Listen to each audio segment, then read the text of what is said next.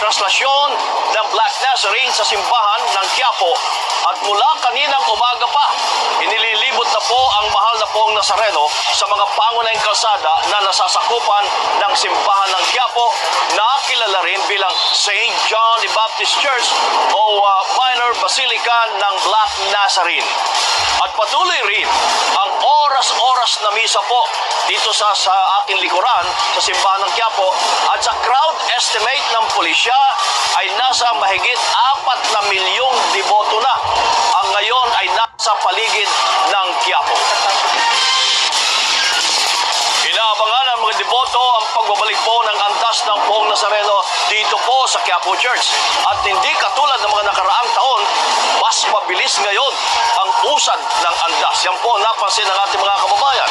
Mula rito sa may Quiapo Church, nagpapatrol si Rafael Busan.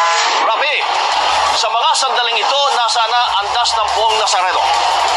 Kabayan, ang andas sa ngayon ay nasa Arlegui na sa tapat ng Edward Street at napansin nga ng marami nating kababayan na di hamak na mas mabilis ang usad ng andas ng itim na Nazareno kung ikukumpara mo noong isang taon dahil ganitong oras noong 2017 ay nasa may palangka pa lang ito approaching Arlegui. Pero di pa man nakakalapit sa vicinity ng Quiapo Church ang andas ng itim na Nazareno, di na magkamayaw ang mga debotong sabik na nag-aantay sa pagbabalik ng puon sa loob ng Quiapo Church. Nanggaling pa sa iba-ibang lugar ang mga deboto pero pinagkaisa sila ng kanilang debosyon sa itim na Nazareno.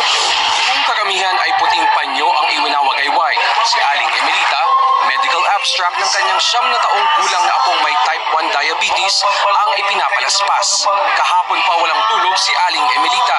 15 oras siyang pumila sa pahalik kahapon at balak pa niyang abangan ang pagbalik ng puon sa simbahan. Lahat ng pagod, handa niyang tiisin.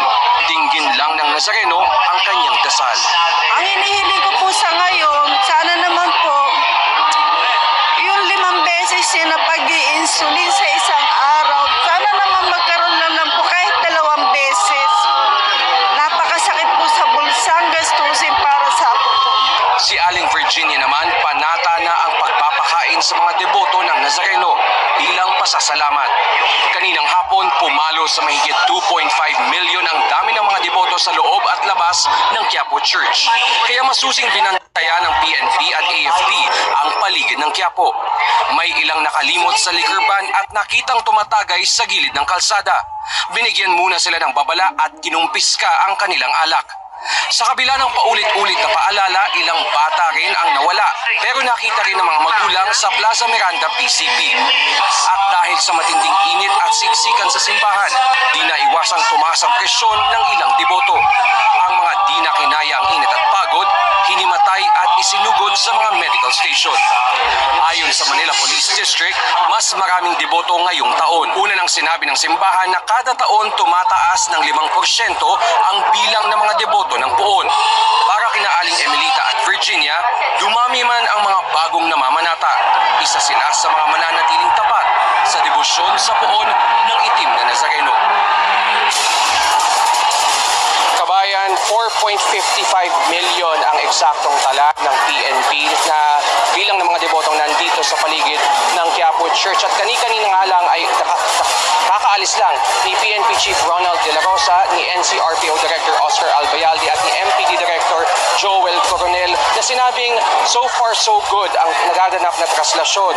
Ayon kay NCRPO Director Albayalde, kung magtutuloy-tuloy ang mabilis na usad ng andas ng Nazareno, maaaring makabalik ito sa simbahan ng Quiapo mamayang gabi o di kaya ay hating gabi. Ganun pa man, mananatili pa rin ang puwersa ng otoridad dito hanggat marami pa ring tao. Mababawasan lang ito kapag nakita nilang kaya ng i-manage ng Station 3 at ng Plaza Miranda PCP ang dami ng mga deboto. Paalala pa rin sa mga kababayan natin, bukas pa ng umaga matatapos ang gun ban at liquor ban dito.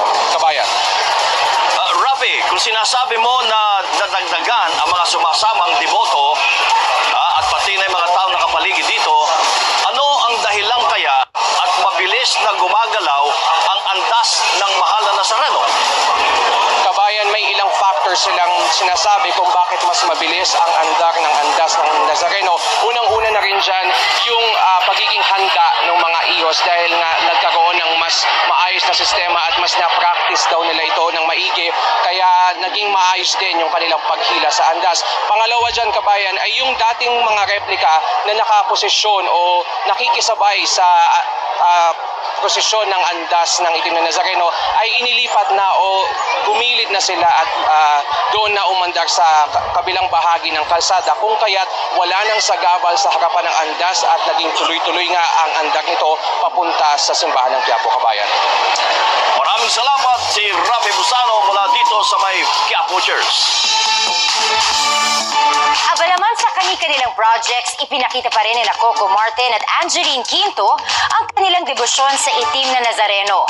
Laking pasasalamat naman ng fashion designer na si Eddie Badeo sa Poon, ngayong gumaling na siya sa cancer. Nagpapatrol, Jeff Fernando. Mag-aalas 5 ng umaga kanina, dumiretso si Coco Martin sa Quirino Grandstand para sa pahalik sa Poong Nazareno. Galing siya sa taping ng Ang Probinsyano, pero di pinalampas ang pagkakataong magpasalamat sa natatanggap niyang biyaya.